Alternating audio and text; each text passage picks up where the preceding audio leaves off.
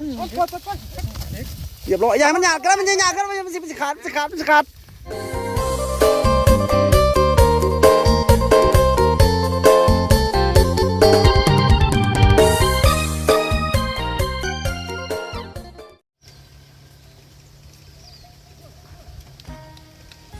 ภาษาเลยสบายดีพี่น้องมื้อนี้เฮาสิพาพี่น้องไปก้านนูเนาะไปเบิ่งว่าสิได้หลายได้น้อยบ่มื้อนี้ว่าสิมานคือเก่าบ่มื้อนี้ไปบ่หลายคนมื้อนี้ไปมีแต่3คนว่าสิโชคสิมานคือเก่าบ่พี่น้องฝากติดตามเด้อ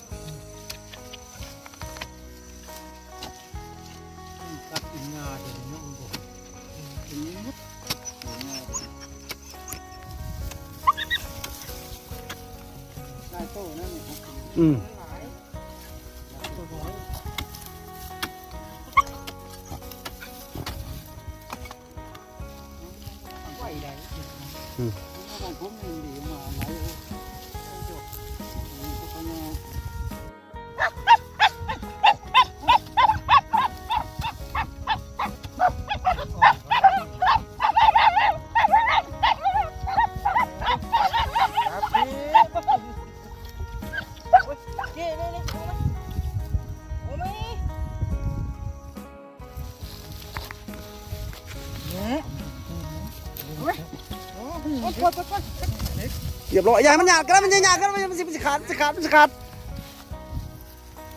ใส่ได้หันเบิ่งอ้าวมันไม่นูผูกได้หันใส่เบิ่งโอ้นูผูกนูแขนขาดล่ะขาดแล้วเอาไปกินแล้วแขนขาดถือว่าได้หลายๆนึงพี่น้องเอาไปมานี่ไปต่อตอนนี้รู้สึกว่าพออีกโตเนาะพี่น้องเนาะเบิ่งสิเป็นยังไงว่าสิได้บ่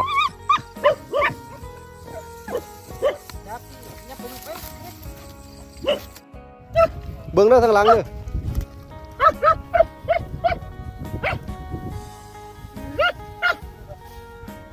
ฮะ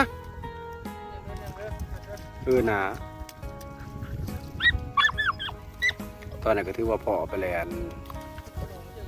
ตัวที่2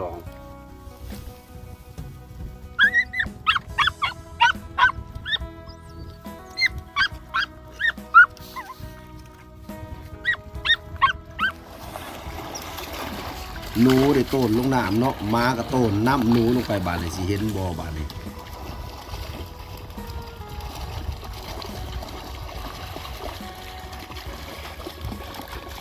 มึงมันจะไปขาพวกเจ้าคนเด้อ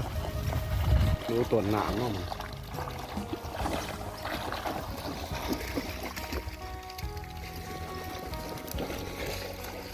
พี่มาอย่ามาพี่กาแฟมากาแฟมาพี่มาพี่ปุ๊กกี้พี่มาพี่กาแฟมากาแฟมาพี่มาปลาเลยนี่ได้ยวนขากโตนี่ได้ยังเห็นยวนไฟก่อนให้ยวนไฟก่อนนี่ยวนดอกไฟคนนี้เลย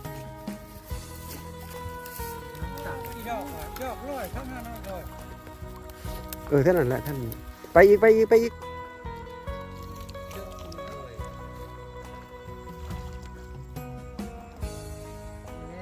โอ้ยวนอยู่แล้วโอ้ยคันพวกกี่นี่ได้อยู่นะบอกกันนี่ชักมันไปเหตุจะได้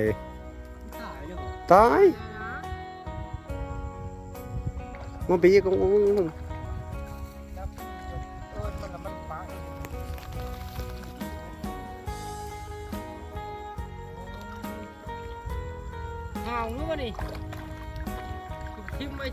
ทางหลังจะพูดนะ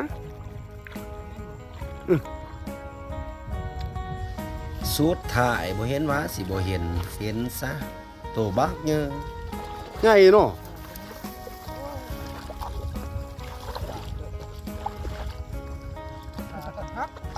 เ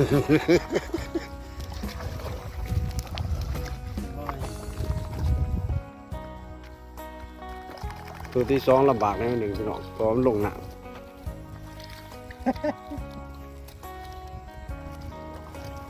ได้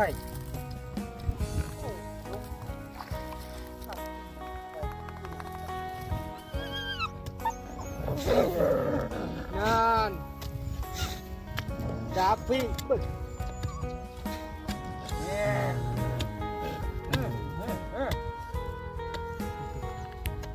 หนาวโอ้ยขาดนี่วะเรื่องปัดเลยนี่ก็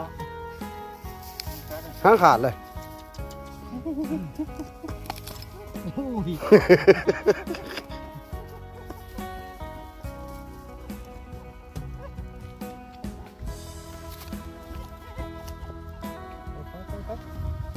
โอ้ยแน่นเถอะเนาะ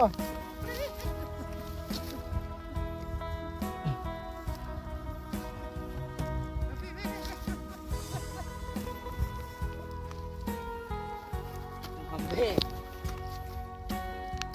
หนูท้องขาว นี่ดินี่รับดิรับดิรับพี่ยักยักนี่เราพี่โอ้หายักไปแน่โอ้โห